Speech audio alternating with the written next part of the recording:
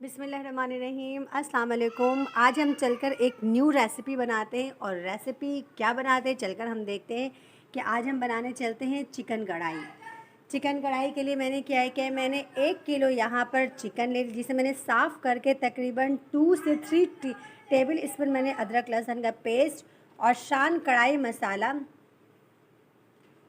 इसके साथ मैंने लाल मिर्च पाउडर, धनिया पाउडर, काली मिर्च, ज़ीरा पाउडर, ये सारे मैंने 1 टीस्पून इसमें शामिल कर दिया है। और इसके साथ मैं शामिल कर दूंगी लीमू, ठीक है, लीमू का रस मैं इसमें शामिल कर दूंगी। इसके साथ मैंने शामिल करना तकरीबन 1 टीस्पून अदरक लहसुन का मज़ीद पेस्ट और टमाटर मैंने इसमें हाफ़ केजी ले लिया है। इसके साथ मैं थोड़ी सी इसमें हरी मिर्च शामिल कर लूँगी और प्याज जिसे मैंने कटिंग करके रख ली है, ठीक है। इन सारी चीज़ों को शामिल करूँगी। मैंने कढ़ाई को तकरीबन 2 से ढाई घंटे के लिए मैंने इसे मैरिनेट करके फ्रीज़र कर दिया था ताकि इसका टेस्ट बहुत ज़्यादा अच्छा आए और जितने सारे मसाले हैं वो अच्छी तरह जज्ब हो जाए चिकन के अंदर। याद रखें, अगर चिकन बनानी हो तो उसे मैरिनेशन करना बहुत ज़्यादा ज़रूरी है। भले कोई भी चीज़ बना रहे हो आप, नॉर्मल अगर भूनकर भी चिकन बना रही हो तो याद रखें उसे कम से कम आधे घंटे के लिए थोड़े बहुत मसाले मिलाकर मैरिनेट लाजमी करें ताकि उसका टेस्ट बहुत ही ज़्यादा अच्छा आए।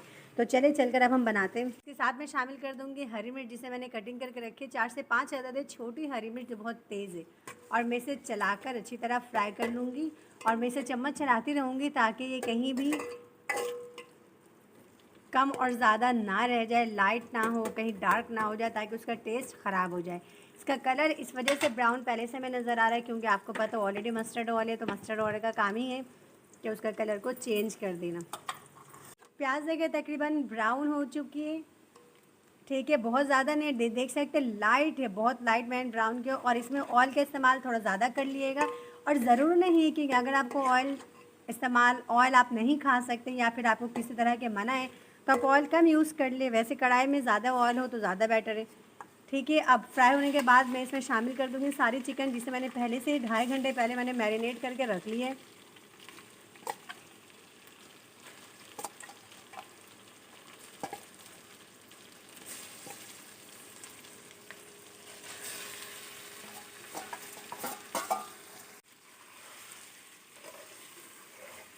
अब मैं इन चिकन को अच्छी तरह भून लूँगी, उस वक्त तक मैं इसे फ्राई करूँगी ताकि ये अच्छी तरह इसके पानी खुश्क हो जाए। अब इसमें शामिल कर दूँगी नमक। मैं इसमें थोड़ा नमक शामिल कर दूँगी क्योंकि ऑलरेडी पहले थोड़े बहुत नमक इसमें शामिल कर चुकी हूँ, तो मैं इसमें थोड़ा नमक शामिल करूँगी।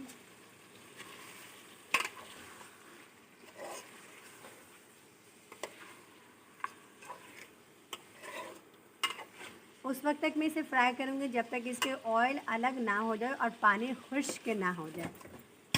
तो मिलते हैं तकरीबन 5 मिनट के बाद। अब मैं इसमें नींबू निचोड़ लूँगी।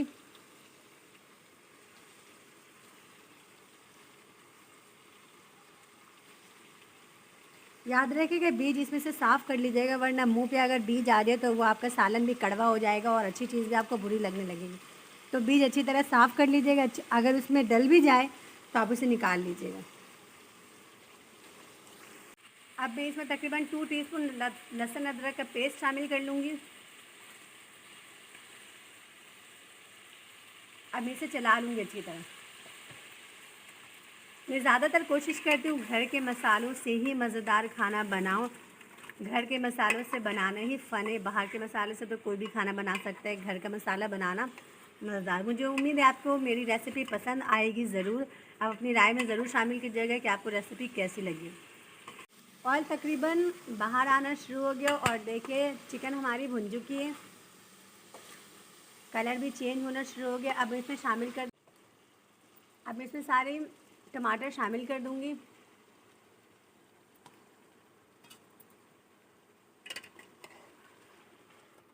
और मैं इसे चलाकर ढक्कन ढककर 5 से 6 मिनट तक रखूँगी और ढक्कन बिल्कुल भी बीच में नहीं मैं खोलूँगी ताकि ये टमाटर गलना बनना हो जाए। ढक्कन नहीं ढकूँगी, वो एवोपरेशन से ऑलरेडी बहुत जल्द टमाटर अच्छी तरह ये गल जाए। मैं ढक्कन ढक दूँगी 5 मिनट के लिए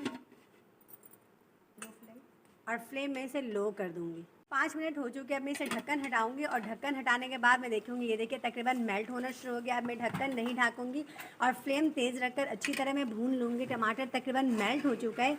अब जब मैं इसे भूनना शुरू करूँगी तो टमाटर इसमें अच्छी तरह मिक्स हो जाएगा और चिकन टमाटर यकजा होने के बाद आपकी कढ़ाई हो जाएगी तैयार। तो चलती हूँ मैं इसे मिक्स करने के लिए।